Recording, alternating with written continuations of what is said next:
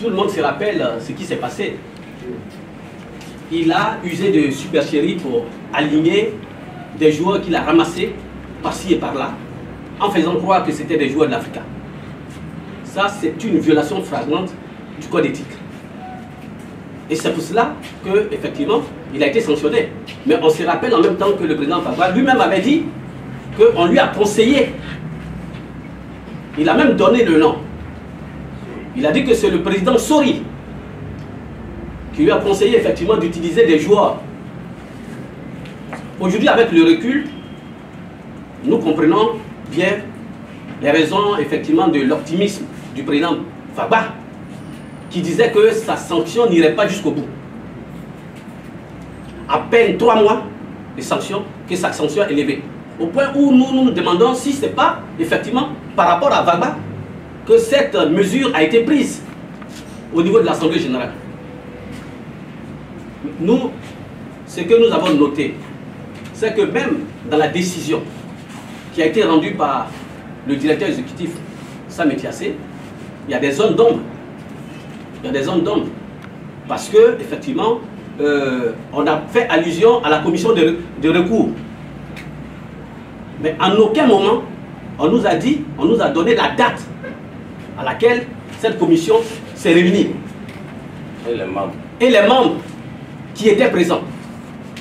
De la même façon, lorsqu'il a été suspendu par la commission de discipline, où effectivement, nous avons eu même la délibération de la commission de discipline, cette délibération, si elle a eu lieu, ne figure nulle part.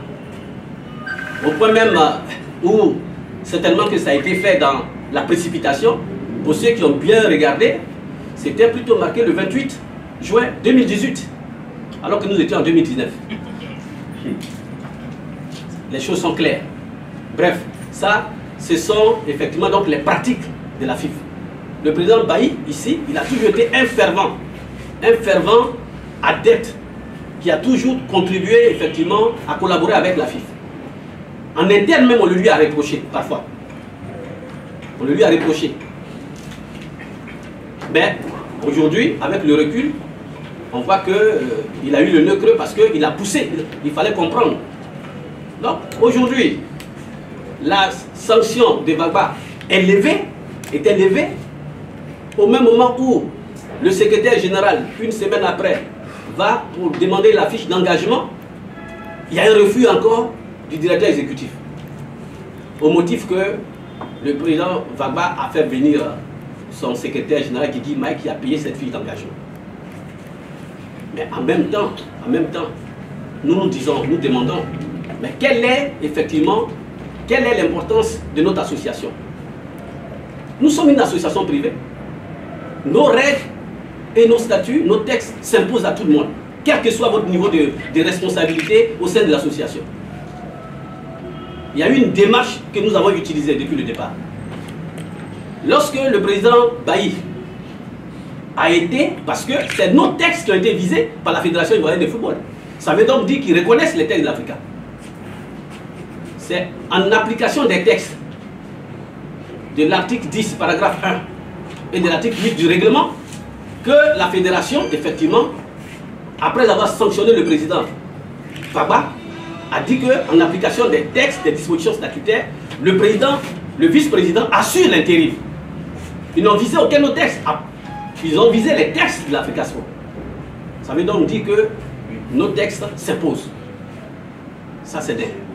Mais lorsque le président Bailly a pris la gestion du club, du moins lorsqu'il voulait commencer à travailler, nous avons approché le président Fagba dans un souci de collaboration pour faire au moins l'état des lieux. Parce que vous devez assurer l'intérim. Mais c'est tout à fait normal qu'un certain nombre d'éléments soient mis à votre disposition.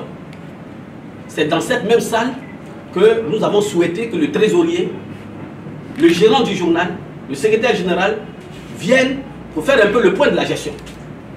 Parce qu'il fallait connaître un peu le niveau de la trésorerie, s'il y avait des actifs, s'il y avait également des passifs.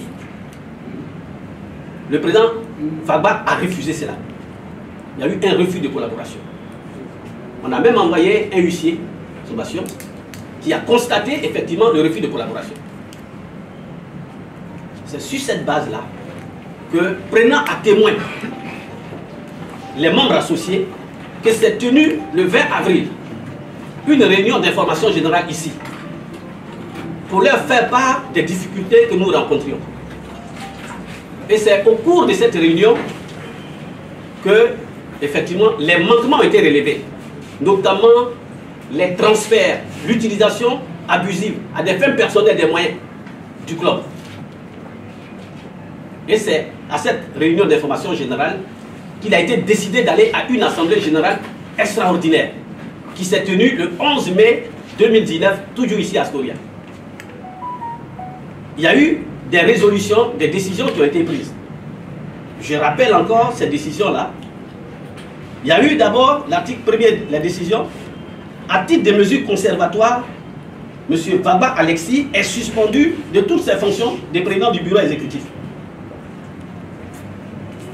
Un audit sera diligenté par le bureau exécutif, sanctionné par un rapport dont les conclusions devront être fournies à une assemblée générale extraordinaire avant le terme de cette suspension.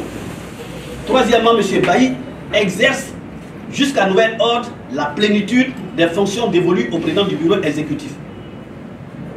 Ces résolutions ont été notifiées, ont été apportées à la Fédération ivoirienne de football à titre d'information. Je dis bien à titre d'information. Et en même temps à la Direction générale de l'administration du territoire. Donc, il n'a pas lieu pour la Fédération ivoirienne d'interpréter ou d'examiner effectivement les résolutions qui sont prises. Ils en prennent acte. C'est tout ce qu'on leur demande. Il ne leur appartient pas d'apprécier la régularité d'une assemblée générale, d'une association autonome. Donc, ces mesures-là s'imposent à tout le monde, y compris à Vagba. Mais mieux, nous entendons aussi engager d'autres voies. Et ces voies-là, nous sommes en train de le faire. Parce qu'effectivement, il y a eu des manquements, il y a eu des malversations.